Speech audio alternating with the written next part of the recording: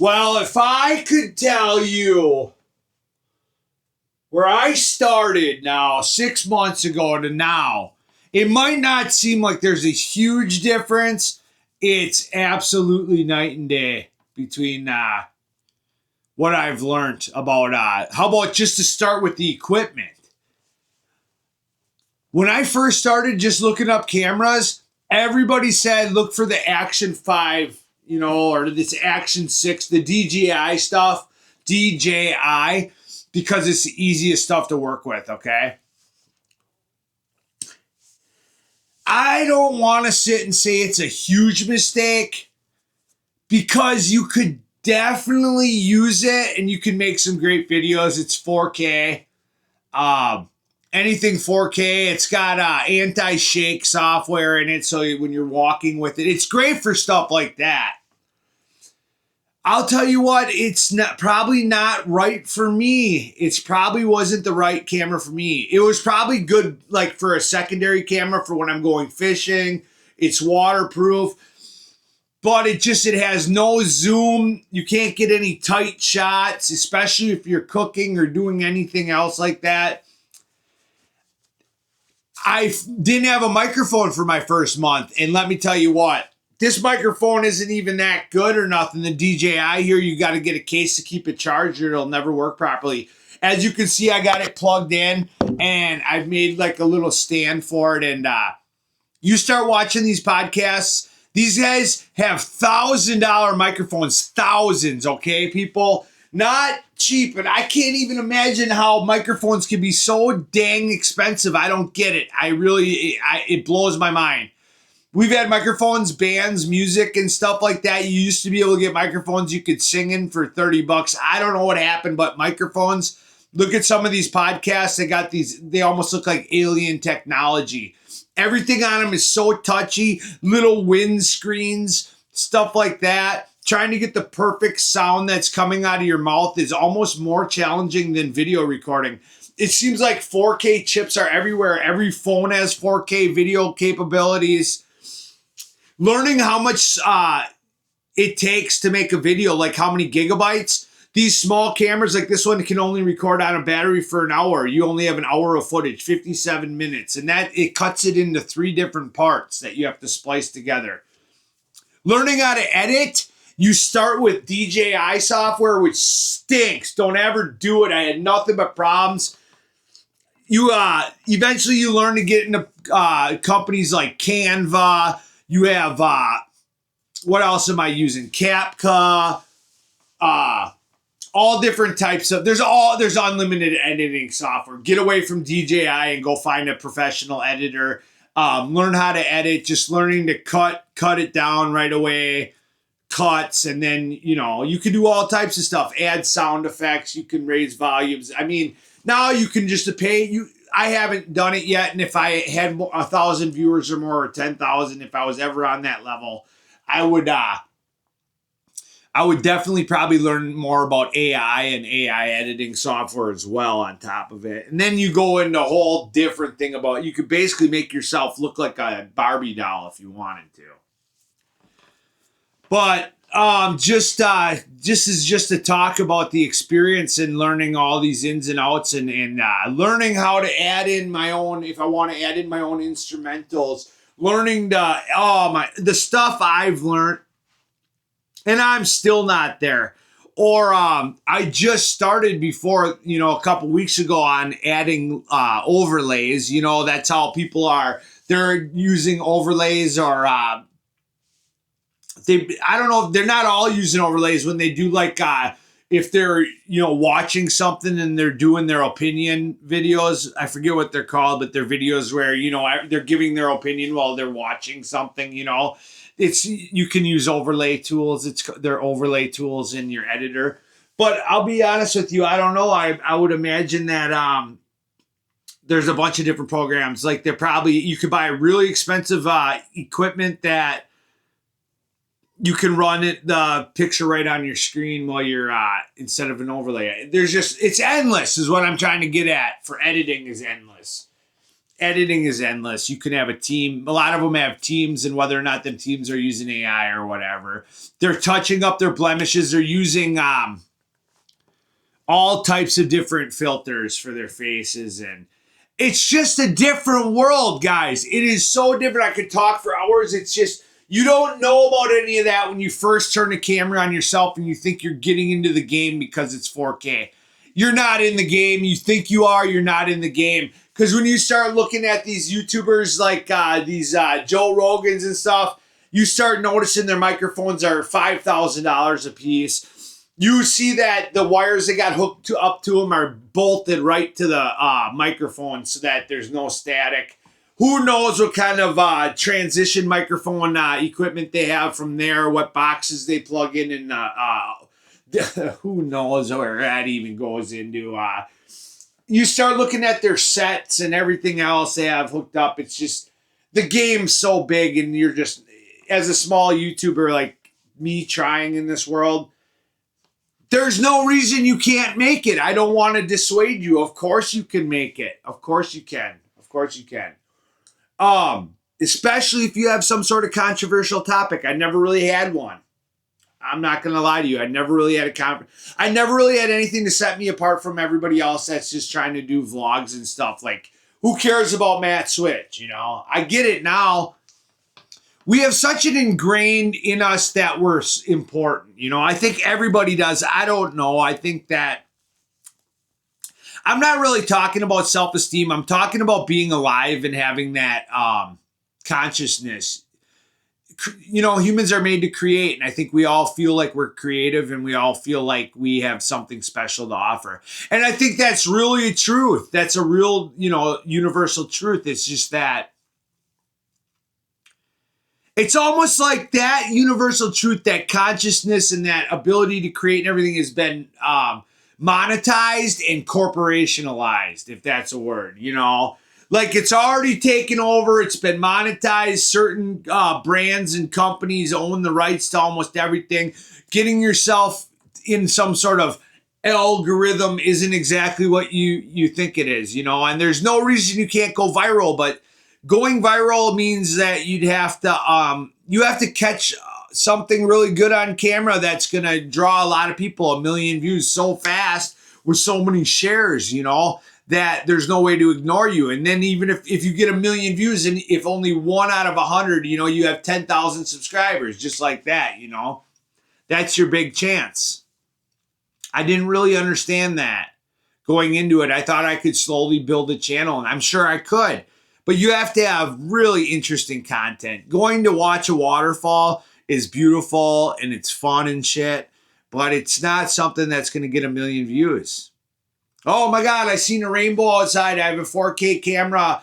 I'm going to shoot it, give my opinion. It's not going to get views, you know? Sex sells, violence sells, money sells. You know, crypto, gold, hard cash, showing that off, automobiles, money, big houses, pools, that'll sell real quick. Women in bikinis and thongs, right away, you're going to get views on that. Drugs, if you're doing drugs, you talk about drugs, maybe that'll probably, I don't know, that'll probably go. I mean, that's the world we live in. You got to be a little controversial. And I guess I should have noticed that and built around that. Not saying I should have done drugs or shown my ass, but I should have maybe tried building the channel slower and looked for something a little more, a topic that was a little more controversial out of the gate, you know, some sort of topic that would have, you know, went out. If you go out looking for violence and stuff like that, you know, like, I should have found something that a mass audience might view quickly, you know. Matt Switch talking about his world like I'm some sort of celebrity or I matter enough that people would want to waste a half hour out of their day when they only have 24 hours in a day was really not a good idea. You know, because I thought I was special, like everybody kind of thinks they're special. And I thought, hey, people might just find my voice. I heard a lot of people say over the time I should have had a radio show because my voice sounded decent, right? I don't know what my voice sounds like. But I got this, over all these years, I got this a little bit of confidence that maybe I could do it or whatever. Or maybe people would hear me and they'd be like, he's not bad to listen to. I don't mind his voice for 10 minutes out of the day or whatever. And I'd build subscribers that way. Or it just didn't happen the way I thought it would. I'm not saying it's over. I've learned so much I wouldn't trade it for the world. I would say that I went to college for 7 years and have 3 different degrees. Automotive technology, I have 1 in science and interdisciplinary, right? Because they all kind of went together in a way. Like, you can use credits. It don't matter regardless. Music's like college too. So all the college I did was like, you get this sense that nobody can take away from you. You get this, college isn't it's only worth the money for the experience you get when you come out. You're a changed person. Forget about the education. That's great. You're never going to remember everything you learn in college, but you get this feeling that you never have to give back, no matter how much money you owe. Even though I don't agree with any of it, that's on you. I don't think I'd give up my college experience that I went through, even though I owe $100,000. I don't think I could give it up. Just, man, I'll never get to do that again. And it's something that I just enjoyed every minute of it. And when I was going through it, I knew that I would never get to do it again. And I fully realized I savored every moment of it is what I'm trying to say. It went fast, but I also knew because I was a little bit older going in that it was going to financially destroy me. And I did it anyway because I really just enjoyed the people I never would have met from my background. I got to meet and hear their stories and live with them and party with them. And I would never take it back. Okay, so it's like that. College is like that. It's an experience that you never have to give back, except for you'll give away your whole financial freedom unless you hit the lottery. But that's okay. 2, music was like college. It took years and years to learn the guitar, to play songs all the way through, and still I'm not very good at it. But, I could play songs all the way through, stuff like that with some practice, this, that, and other, stay on rhythm and blah, blah, blah. I could play almost any song, with major chords and whatever else, some riffs and all that stuff. And I know the piano and flute. And so, yeah. But anyway, learning music gives you something like that where you get something that you never have to give back, right? You take something from it. There ain't many experiences in life like that, right? Probably having a child and having a family, I don't have one, would be probably similar to like the amount of work you put in to learn something or whatever. And obviously that's probably a lot more work. I'm not trying to compare it. I'm saying it's one of those experiences that like you never ever going to forget type of deal, right? So music, college was one of those experiences. And this has actually been one of those experiences. Enlightening. It has completely changed me as a person. Learning music completely changed me as a person and the way I view life. Going to college completely changed me as a person. And starting a YouTube, even though I've only gotten 50 views and stuff like that, and it's been done kind of by, it's taught me to be alone with myself a lot better. I mean, there's a million things I could list, but for the most part, what a change. It's changed my whole perspective on life. I am not as negative as I used to be. I used to be really negative. I try now to see better in people. I am more appreciative as a person. I know what it takes to put yourself out there online, and it's changed my whole perspective on people that I thought, like, look at this idiot. Look at you, like judgmental. I'm not like that anymore. If I see somebody online, I'm not judgmental at all, even if I don't agree with them. It's been an experience that has completely changed my life. So there you go. That's all I really wanted to make this video on is it's an update, and I'm not going to get that many views. But all I wanted to go into is when I first started, it was all about, I want to be a YouTube celebrity and this, that, and the other and blah, blah, blah. And I look at that back now and I'm just laughing. That was a half a year ago or last year or something, the end of summer last year or whatever it was. Yeah. because whatever, the park was closed and at Bay Beach there. And boy, I changed my whole perspective, you guys, after all this. It has been a full-time job that I haven't gotten any type of I really haven't gotten any type of followers, more than a couple, and I've only have 60 now, and it had nothing to do with that. And I think I'm very thankful for that, in a way, that it wasn't more right away or something. I'm not going to give up on this or anything. I'm going to choose videos and topics instead of just doing everything like I always do. You know, I'm just going to do it when I enjoy it and find stuff I enjoy. But